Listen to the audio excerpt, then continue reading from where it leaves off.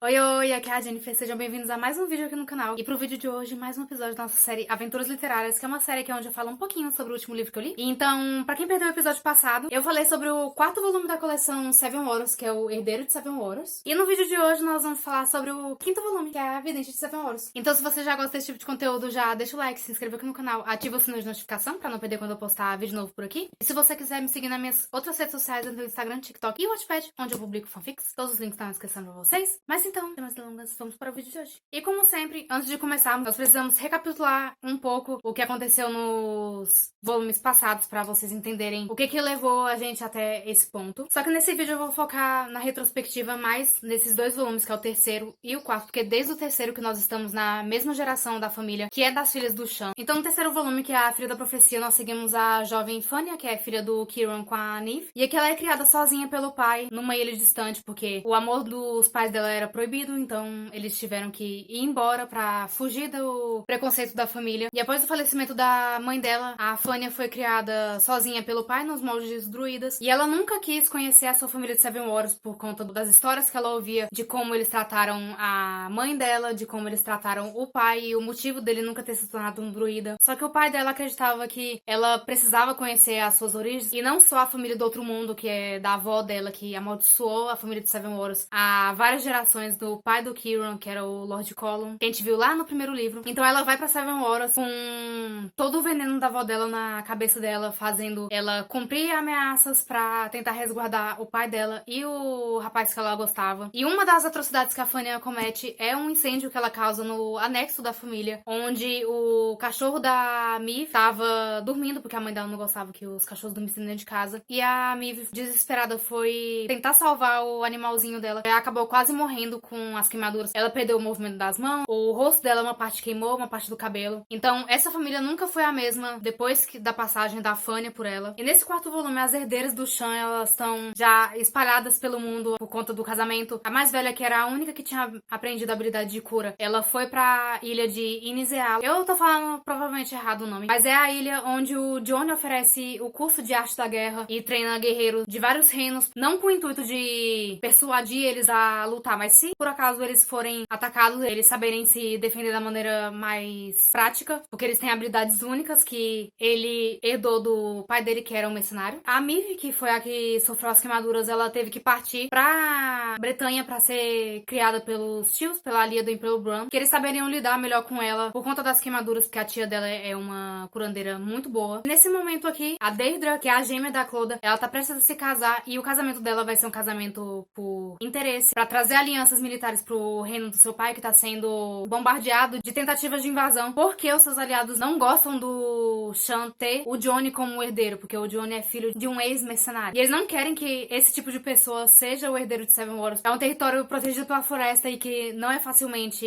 invadido. Então eles acham que é vantagem demais pra uma pessoa que não tem um passado muito bom. E nesse volume nós entramos mais a fundo na questão da herança do outro mundo dessa família. Porque em outros volumes nós descobrimos que o primeiro senhor de Seven Waters, ele se casou com uma mulher de outro mundo, então por isso que essa família, ela tem esse sangue mágico, ela tem sempre um herdeiro que tem o dom da visão, sempre os gêmeos, eles têm a capacidade de conversar telepaticamente um com o outro. Então toda essa magia, ela veio de várias gerações, desde que Seven Waters foi criado. E também, um dos guerreiros que vieram com o Johnny pro casamento da Deirdre, ele é filho de um ser do outro mundo e que atormenta tanto o filho dele pra tentar trazer o filho de volta pro território pra herdar o outro mundo, já que no terceiro volume os seres da floresta, eles partiram pra Ilha da Agulha, onde a Fania ficou responsável por ficar lá em isolamento pra resguardar a história daquele povo, resguardar a história daqueles seres, deixando a floresta à mercê de qualquer ser do outro mundo que fosse poderoso, que fosse mais poderoso do que os povos antigos. E aí que o pai do... eu não vou saber falar o nome dele, eu vou escrever aqui pra vocês. Toma esse poder à força e faz atrocidades naquele mundo, até que ele cria várias ilusões pro filho dele pensar que coisas ruins estão acontecendo, pensar que a família de Seven Waters tá conspirando contra aquele povo. E os sentimentos que ele sente pela Cloda acabam fazendo ele contar pra ela as visões que ele tá tendo, e isso só aborrece ainda mais ela. E o pior é quando o irmão mais jovem dela é sequestrado e ela precisa partir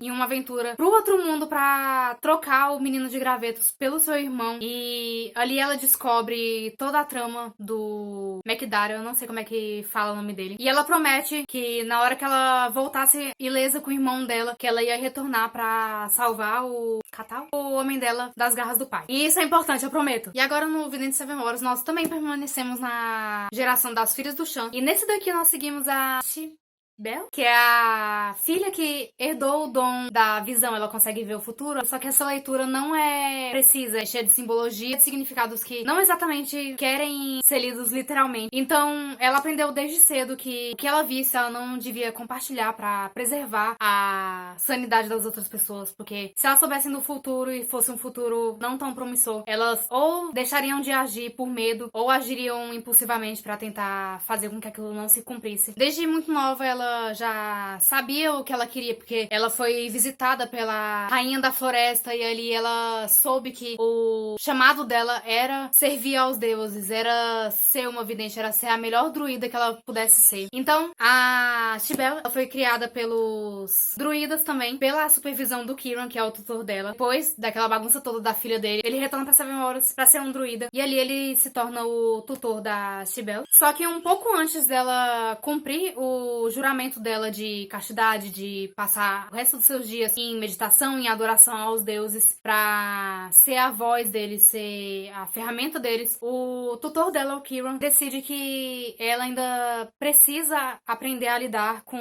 os sentimentos dela, porque a Shibel sempre foi uma criança muito reservada, muito fechada, porque o problema da Shibel é que ela é muito empática, ela chega num ambiente, ela pega as emoções das pessoas todas pra ela, e vivendo tanto tempo no meio dos druidas que são criados pra controlar os seus sentimentos, pra maneirar as suas emoções, ele achava que aquilo ali não seria um treinamento útil pra ela, porque ela sempre estaria num ambiente onde as pessoas são controladas, onde as pessoas são reservadas. Ele acha que ali na ilha do primo dela, ela seria colocada à prova, porque aqueles homens estão com sentimentos sempre à flor da pele, sempre prontos pra lutar, pra mostrar suas opiniões, e apesar de ela ficar bastante decepcionada, ela vai, só que assim que ela chega, ela percebe que o Kiran tava completamente certo em mandar ela pra lá. Porque desde que ela pisou naquela ilha, que ela tá sendo atormentada por sonhos e visões de desastres e de ondas gigantescas e de monstros, por conta do absurdo do que ela tá vendo, ela acha que são apenas simbologias e ela não sabe interpretar direito a visão que ela tá tendo. E seguindo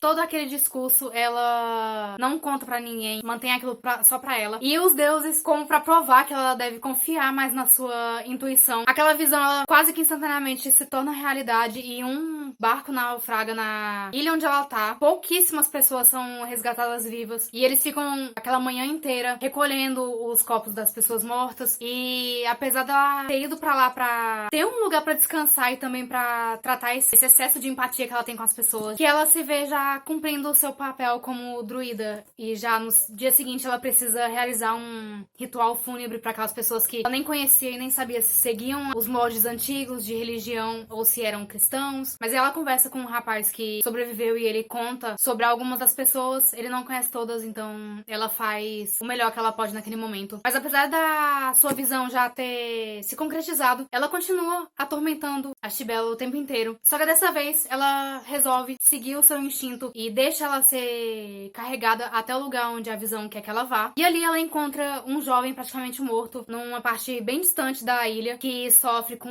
maré alta. Ela não teria tempo de voltar pro vilarejo e chamar ajuda, então ela foi sozinha salvar ele. E é ali que ela percebe a burrice que ela fez, porque ela não é forte. Ela tem a estatura bem baixa, a força mental dela supera a força física, então ela apela pros deuses e pede ajuda pra salvar aquele homem. Ela sente na alma dela que eles têm uma tarefa pra cumprir juntos e que se ele morrer, o futuro dela tá arruinado. E os deuses, ouvindo o chamado dela, conversam com ela através das runas e ajudam ela a subir pro ponto mais alto daquela praia. O homem tá quase morrendo e tá na época do frio e ela não poderia ficar muito tempo ali com ele. Ela apela ao cunhado dela, que é o marido da Cloda, pra sensibilidade que ele tem pro oculto, ser um herdeiro de um ser do outro mundo, e grita em pensamento pra ele ajudar, e ele ouve o pensamento dela e coloca todo mundo à procura dela e do homem que ela salvou. E a partir daí o absurdo se torna rotina. Visões que ela achava que tava tendo sozinha, tá sendo compartilhada com o cunhado dela também. Várias pessoas na ilha estão sofrendo com pesadelos e achando que uma onda de má sorte tá permeando a ilha. E algumas pessoas mais supersticiosas espalham boatos de que o rapaz que ela salvou e que tá ali lutando o tempo inteiro pra sobreviver e pra lembrar de quem ele é, porque ele perdeu a memória. E esses boatos de má sorte não podiam ter vindo em um horário pior, porque o Johnny tá prestes a receber um grupo de guerreiros que veio treinar na ilha dele. E pra resguardar todos os segredos que aquele grupo possui, eles têm locais onde as pessoas podem ir, onde elas não podem ir, os locais que eles têm pra conversar, e ter estranhos na ilha que podem acabar revelando os segredos deles pra pessoas que eles não conhecem direito, que só estão ali pra um treinamento e depois vão partir. É uma péssima ideia, e é só quando eles conseguem, com muita paciência, reunir todos os detalhes, juntar as peças e se colocam em perigo pra cumprir o destino que ela previu que eles tinham que cumprir. É que a história se desenrola e é maravilhosa. E eu vou parar esse vídeo por aqui, porque eu já tô falando um bocado, já tô chegando no final do livro pra contar pra vocês ó, spoiler. E eu vou falar de novo, sempre falo. Cada livro desse fica disputando pra ver qual que é o melhor do que o outro, e eu tô muito feliz com essa leitura. Mas é isso. Eu vou terminar esse vídeo por aqui. Se vocês tiverem gostado, não se esqueçam de deixar o like, se inscrever no canal, ativar o sininho de notificação pra não perder quando eu postar vídeo novo por aqui. E se você quiser me seguir nas minhas outras redes sociais, no Instagram, TikTok e Wattpad, onde eu publico fanfics, todos os links estão na descrição pra vocês. Vejo vocês no próximo vídeo. Tchau, tchau.